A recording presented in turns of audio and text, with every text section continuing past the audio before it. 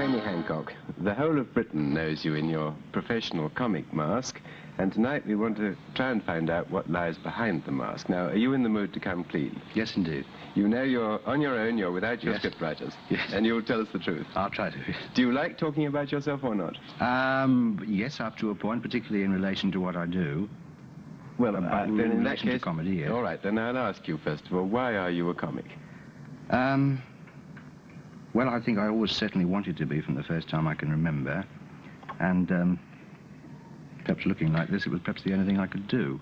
So I turned the sort of deficiencies into a workable thing, if you understand what I mean. Yes, but let's go a bit deeper than that. Do you think the world is a comic place or is it a tragic place? Well, I think it consists of the two things. It's both funny and sad, which seem to me to be the two basic ingredients of good comedy.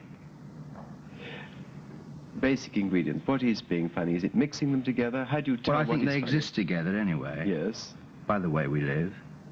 When we attempt to be affected or pompous or, how can I say, we are sort of all unsure of ourselves and what we live in. We try to live in a certain way. We are, I suppose, to a certain extent, all affected, and that is both funny and sad, I think. So that being funny is showing how people are affected. Is that what you're trying to say? I think so. I think you explode your own pomposity and other people's and get probably to the real truth of the way you live. And so that being funny is part of the business of finding out the truth about life. Entirely. Yes. You can't think of it in any other way.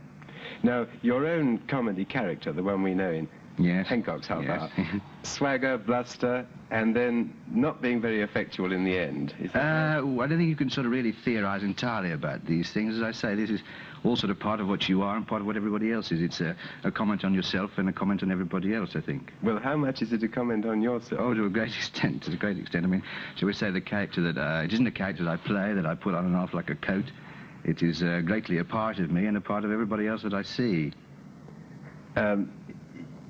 Are you trying to say with it something which is serious? Is there a message, or are you simply trying to make people laugh? Not exactly a message. I think if you go to that extent, I think perhaps you lose the intuitive thing, which is bad.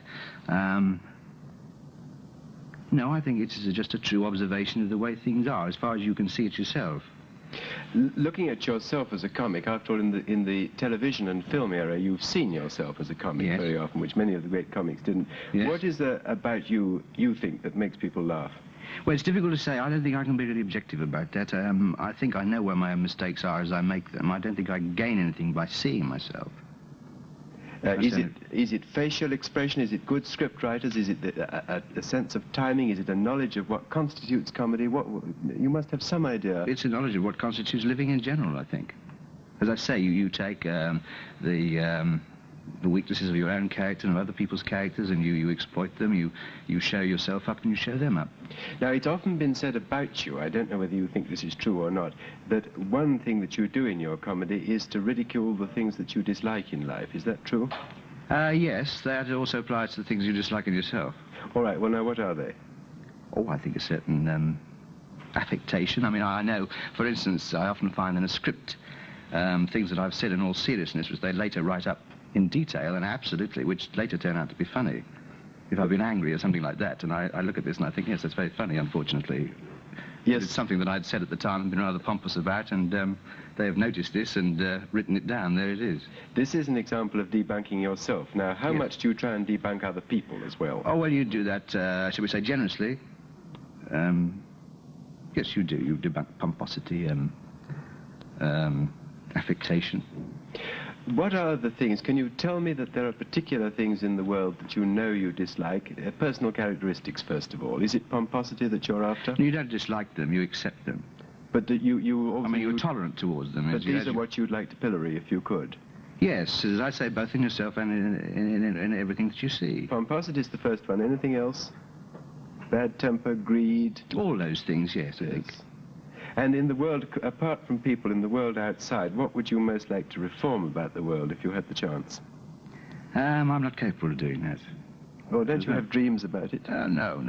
You just observe and practice within the limitations of your own talent what you see around you. You've never dreamed of playing Hamlet? No. I don't think it's for me, really. You must have, and indeed I believe you have in fact, got quite a lot of personal opinions all the same. Let's just take some of them. Have you got any religious views? No, I have no religion now. That means that you're not interested, or that I'm deeply interested, and so we say I'm trying to find a faith, but I've had to throw away the initial faith that I was brought up in, and therefore am now starting again from scratch. Well, now, what were you brought up in? The Church of England. I see. And you've thrown that away. Does that mean you don't believe in God any longer, or might you adopt some other Christian religion? I'm completely, as I say, this has been eliminated now. This I no longer believe in.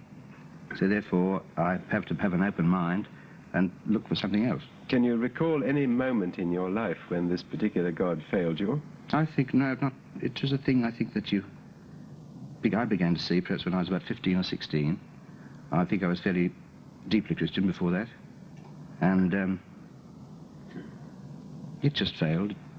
Was no longer believable.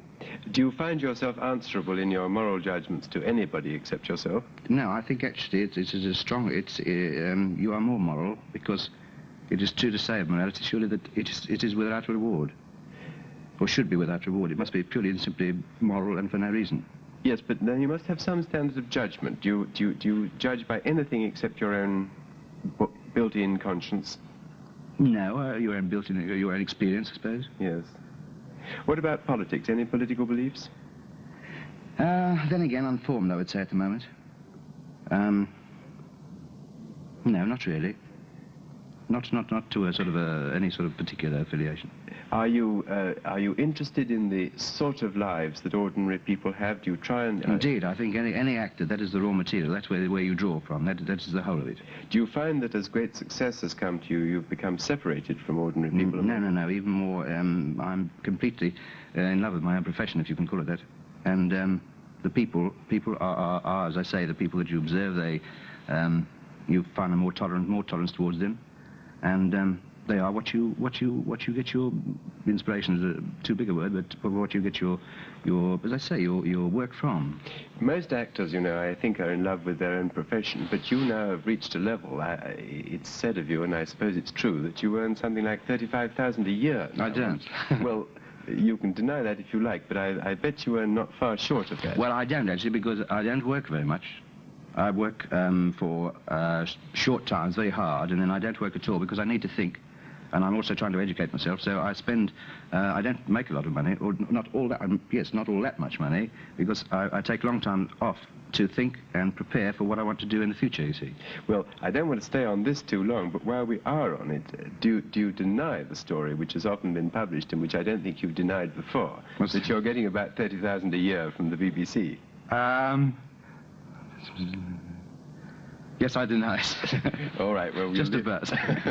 Just about? Yes. All right, well, we'll leave it at that. Now, tell me then a bit, you say that you still have contact with ordinary people, and I want to ask you a bit how you do live. Do you live, for instance, town or country? In the country. I have a house in the country. And some kind of flat in London or not? I usually take a flat for the time the series is on because of travel and that sort of thing, and when the pressure is on, I find that I need to. But your normal home is in England, in the country? Yes. Now, you do go abroad a lot, don't you? Yes. Why? Well, I find that, shall we say that the only use I have for money really is to travel and to have the luxury of independence, to choose what work I do, and to read and to learn, and therefore to put back into my own profession a little more, shall we say. I mean, the two things go together. You must, the more you expand as an individual, the more you see, the more you read, the more you learn, the more you have to offer.